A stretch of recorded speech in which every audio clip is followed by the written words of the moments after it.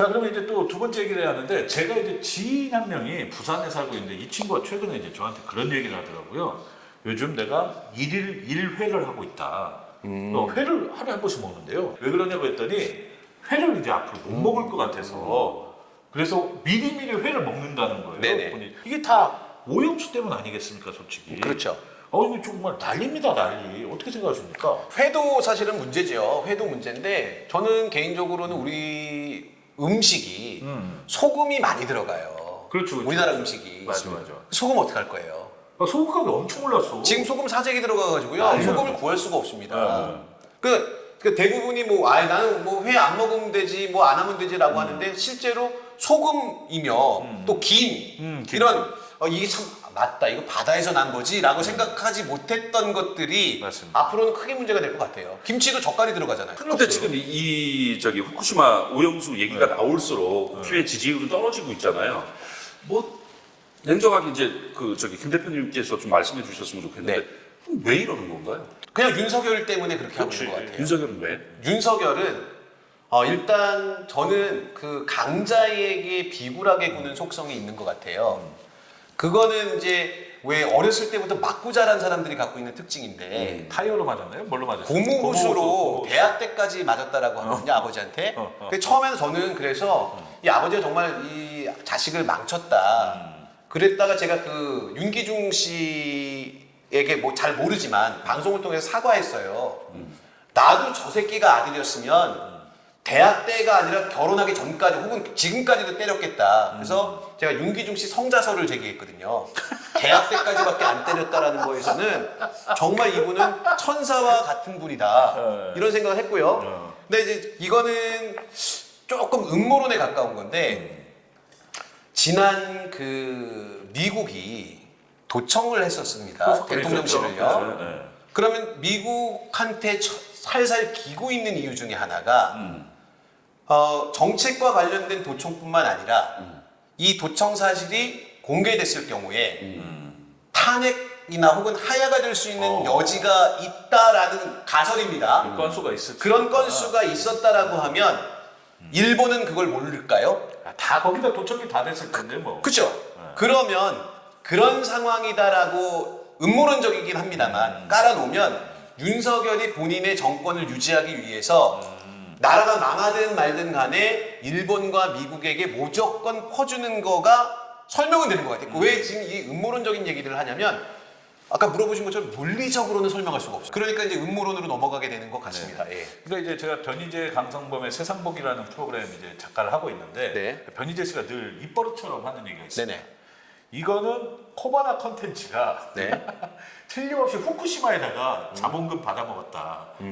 그래서 아마 탄핵 되면은 김건희가 후쿠시마 가가지고 무슨 장사를 할 것이다. 그런 약간 농담적으로 꼭 얘기를 하거든요. 네. 그러니까 이것도 어떻게 보면 그냥 농담 반 음모론인 거잖아요. 네네네. 근데 이게 설명이 안 되니까 이럴 수밖에 없습니다. 아니, 왜 그렇죠. 그렇죠. 그러니까 김건희와 윤석열의 대화가 녹음이 됐을 거 아니에요. 도청하면서. 그렇지. 둘 사이의 관계가 만약에 주종 관계예요. 그게 오픈되는 순간에 하야해야지요. 근데 그걸 일본이 알고 있어. 미국이 알고 있어. 어허. 그럴 경우에는 이제 그러니까 제가 봤을 때는 윤석열도 뭔가 설설 기지 않나 이런 생각이 드는데 그래서 기시다한테 가서 뭐 얻어 먹고 왔죠? 돈가스 얻어 먹고 왔나? 돈가스 오므라이스죠. 오므라이스 얻어 먹고 네.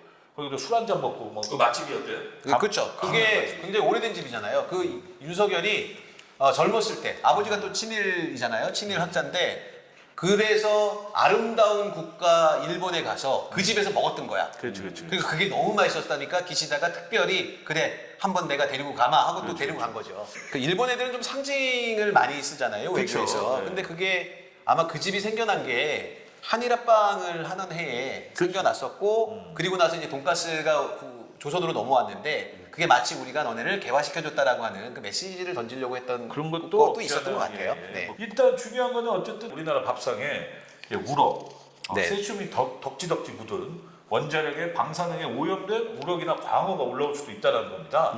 그렇지 않겠습니까? 그런데 이거를 지금 국민의힘이 막지를 않고 있고 오히려 걱정 말아라 그리고 입 털지 말아라 괜히 국민들 불안만 가중시킨다. 이렇게 얘기하고 있으니 네. 이거 어떻게 합니까 이거? 같은 방법이라도 왜 그럼에도 불구하고 그러하나 우리나라의 반대급부로 이러한 이득이 있기 때문에 네. 국민 여러분 직접적인 해가 되지 않으니 조금만 참읍시다라고 왜 이렇게 설득을 안 하지? 얘는 이상해. 왜 그냥 일본의 논리를 그대로 갖다가 얘기를 하죠? 그러니까 다시 원점으로 가는 거야. 그러니까 다시 음모론으로 갈 수밖에 음모론으로 갈 없어요. 그러니까 수밖에 이게 없어. 정상적인 논리로는 이해되지 않기 그래, 때문에 맞아. 그리고 지금 보면 이상한 기이한 현상이 우리나라에서 오염수가 해가 있냐 없냐라는 토론이 갑론을 박이 맞아. 벌어지고 있어요. 이거는 일본에서 해줘야 되는 그럼요. 건데 우리는 무조건 이건 위험하다라고 해야 우리한테 실익이 있는 거잖아요. 근데 너네가 그럼 증명해봐? 증명했어. 근데 그래도 찜찜하지만 우리 오케이. 모든 과학적인 근거로 보니 괜찮은 것 같아.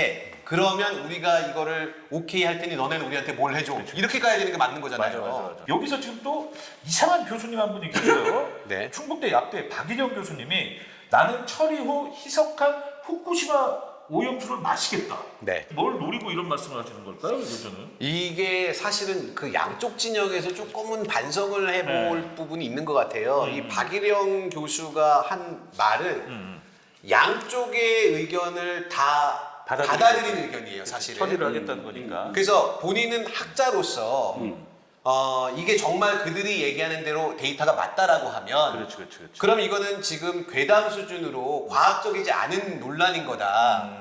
그래서 그걸 가지고 오면 나는 똑같이 오염수가 방류됐을 때의 그 상황으로 희석시켜서 마셔보겠다. 내가 직접. 그렇지. 네. 그런데 지금 현재 문제는 일본이 시료도 주지 않고 정확한 과학적인 근거도 주지 않고 있기 때문에 그 데이터를 공개해야 된다. 그리고 그 시료를 의심하고 있는 모든 해당 국가들에게 주고 그 자체적으로 다시 검사를 해서 일본과 동일한 결과가 나온다라는 걸 증명시켜줘야 그래야 마신다, 이거. 다른 국가에서 불안감이 없어진다라고 하는 게 전체 야마예요. 예. 근데 방송에서는 지금 요거만 따옴표를 따고 있는 방송만 있는 거예요. 언론이. 언론 맞습니다. 참여했어요. 근데 저는 도리어 진보 언론 쪽에서는 차라리 그러면 치료를 내놔라라고 하는 거 따옴표를 쳐가지고 이 사람에 대한 의견을 그렇게 우리가 오염수 방류를 반대하는 논리의 근거로 삼아야 되지 않나라는 그런 생각이 들더라고요. 네. 근데 정확하게 이 사람이 갖고 있는 문제점 전 뭐라고 생각하냐면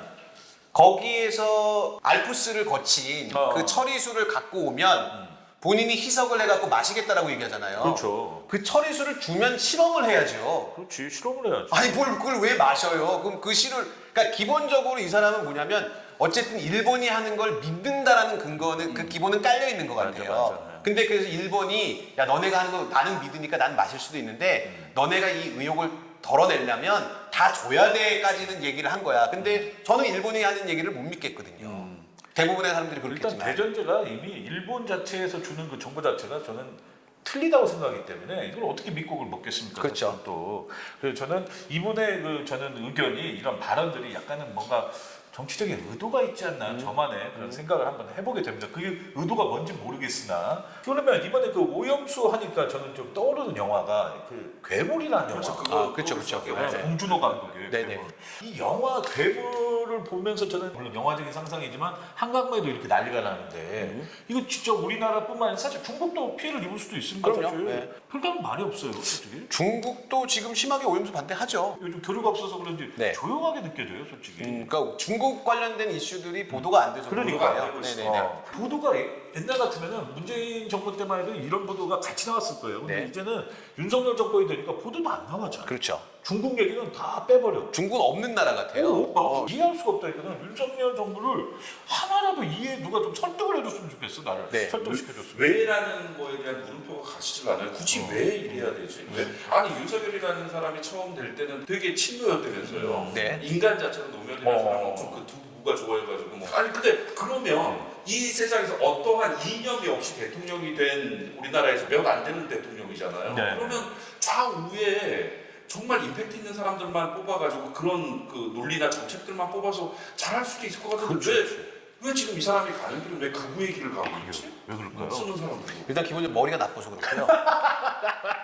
과거에 했던 발언들은 다 까먹은 것 같아요. 그리고 지금 현재는 이 권력에 취해 있기 때문에 내가 의전을 좋아하는 것 같아요. 내가 뭘 해도 된다라고 하는 상황인 거죠. 나는 어떠한 대통령이 되겠다라는 생각을 뭐 그 옛날 YS나 DJ 때 그치. 수십 네. 년 동안 맞아, 그 맞아. 시뮬레이션을 돌리잖아. 나는 대통령이 되면 네. 어떠한 정책, 내가 생각하는 대한민국은 어떤 대한민국으로 네. 바꿀 것이야라는 생각을 수십 년 하면서 이제 마지막에 꽃을 딱 피우는 건데 아니 그거 없이 그냥 대통령 아니 하나는 있죠. 그러니까 윤석열은 반문 대통령이 되겠다라는 모토를 가지고서 당선되고 지금도 그 정책은 계속해서 뭐든지 다 반문으로 가고 있는 그렇죠. 그렇게 거는 되면은 초지일관이죠. 네.